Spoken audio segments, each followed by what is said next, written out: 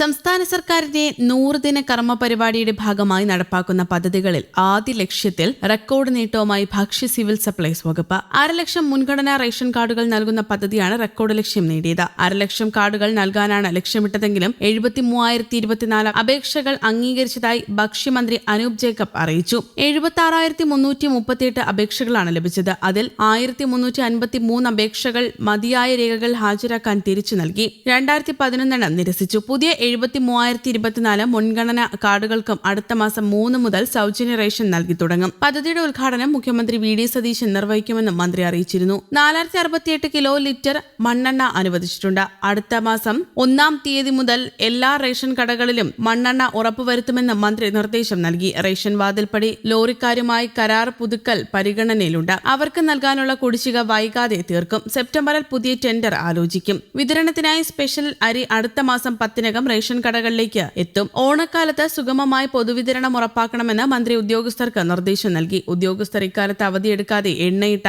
യന്ത്രം പോലെ പ്രവർത്തിക്കണമെന്ന് മന്ത്രി അഭ്യർത്ഥിച്ചു. അതേസമയം കേരളത്തിലെ 6 ലക്ഷത്തോളം ദരിദ്ര കുടുംബങ്ങൾക്ക് റേഷൻ കട വഴി ലഭിച്ചിരുന്ന പഞ്ചസാരയുടെ വിതരണം നിലച്ചു. അന്ത്യോദയ അന്ന യോജന പ്രകാരം റേഷൻ വിതരണത്തിൽ നിന്ന് പഞ്ചസാര താൽക്കാലികമായി പിൻവലിച്ചതാണ് ദരിദ്ര കുടുംബങ്ങൾക്ക് തിരിച്ചടിയായത്. ഇതനുസരിച്ച് മഞ്ഞക്കാർഡ് ഉടമകൾക്ക് കിലോയ്ക്ക് 27 രൂപ സബ്സിഡി നിരക്കിൽ വിതരണം ചെയ്തുവന്ന പഞ്ചസാര ഇലക്ട്രോണിക് പോയിന്റ് ഓഫ് സെയിൽ സംവിധാനത്തിൽ നിന്ന് മാറ്റി. ഇതോടെ റേഷൻ കട ഉടമകൾക്ക് സ്റ്റോക്ക് ഉണ്ടെങ്കിലും പഞ്ചസാര വിതരണം ചെയ്യാൻ പറ്റാത്ത സ്ഥിതിയാണ്. 2026-27 സാമ്പത്തിക വർഷത്തേക്കുള്ള പഞ്ചസാര വിതരണത്തിന് സർക്കാരിൽ നിന്ന് അനുമതി ലഭിക്കാത്തതിനാൽ വിതരണം താൽക്കാലികമായി നിർത്തിവച്ചതായി സിവിൽ സപ്ലൈസ് വകുപ്പ് വ്യക്തമാക്കുന്നത്. സാമ്പത്തികമായി പിന്നാക്കം നിൽക്കുന്ന സംസ്ഥാനത്തെ 6 ലക്ഷത്തോളം AAY കുടുംബങ്ങളെയാണ് ഇത് ബാധിക്കുന്നത്. ദൈനംദിന ഉപജീവനത്തിനായി സബ്സിഡിയുള്ള ആവശ്യ വസ്തുക്കളെ ആശ്രയിക്കുന്നവരാണിവർ. സംസ്ഥാനത്ത് 95 ലക്ഷത്തിലധികം സാധുവായ റേഷൻ കാർഡുകളും 13,912 റേഷൻ കടകളുമുണ്ട്. അതുകൊണ്ട് തന്നെ സബ്സിഡി ഉൽപ്പന്നങ്ങളുടെ വിതരണത്തിലെ താൽക്കാലിക തടസ്സം പോലും കുടുംബങ്ങളെ സാരമായി ബാധിക്കും. റേഷൻ വിതരണത്തിൽ പെട്ടെന്നുണ്ടാകുന്ന തീരുമാനങ്ങൾ ആശയക്കുഴപ്പത്തിന് കാരണമായതായി കേരള സ്റ്റേറ്റ് റീറ്റെയിൽ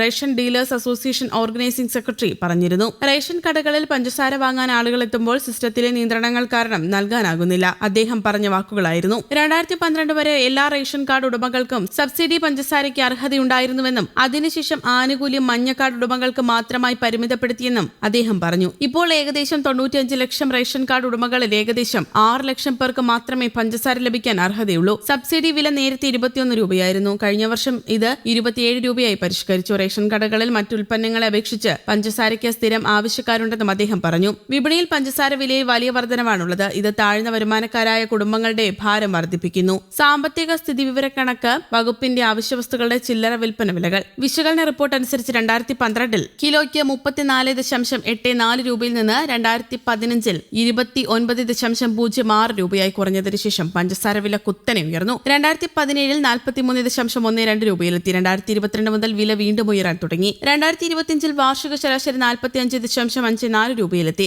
2025 വരെ പ്രതിമാസ വില 43 രൂപയ്ക്ക് മുകളിലായിരുന്നു. 46 രൂപയ്ക്ക് അടുത്തെത്തി. അതേസമയം ഓണവിപണി നടത്തിപ്പിനായി സപ്ലൈകോയ്ക്ക് 200 കോടിയും AAY വിഭാഗത്തിന് ഓണക്കിറ്റിനായി 53 കോടിയും ഉൾപ്പെടെ 253 കോടി രൂപ അടിയന്തരമായി സംസ്ഥാന സർക്കാർ അനുവദിച്ചിരുന്നു. ഭക്ഷ്യ സിവിൽ സപ്ലൈസ് വകുപ്പ് മന്ത്രി അനൂപ് ജേക്കബിന്റെ അഭ്യർത്ഥന പ്രകാരം മുഖ്യമന്ത്രി വി.ഡി. സതീശന്റെ ഇടപെടലിനെ തുടർന്നാണ് നടപടി. മുൻ സർക്കാരുകളൊന്നും ഇത്രയും തുക ഒന്നിച്ച് അനുവദിച്ചിരുന്നില്ല എന്നും ഭക്ഷ്യമന്ത്രി അറിയിച്ചു. പുതുക്കിയ ബജറ്റിൽ 315 കോടി രൂപ അനുവദിച്ചതിൽ 20 കോടി ആദ്യം ലഭിച്ചിരുന്നു. തുക ചെലവഴിച്ച ശേഷം കൂടുതൽ തുക ആവശ്യമുണ്ടെങ്കിൽ സർക്കാരിനെ വീണ്ടും സമീപിക്കാമെന്ന് മന്ത്രി അറിയിച്ചു. സർക്കാരിന്റെ വിപണി ഇടപെടൽ കൂടുതൽ കാര്യക്ഷമമാക്കാനും വിലക്കയറ്റം നിയന്ത്രിക്കാനുമുള്ള മാർക്കറ്റ് ഇന്റർവെൻഷൻ സ്കീമിൽ നിന്ന് തുക അനുവദിക്കണമെന്നും ഭക്ഷ്യമന്ത്രി അഭ്യർത്ഥിച്ചിരുന്നു.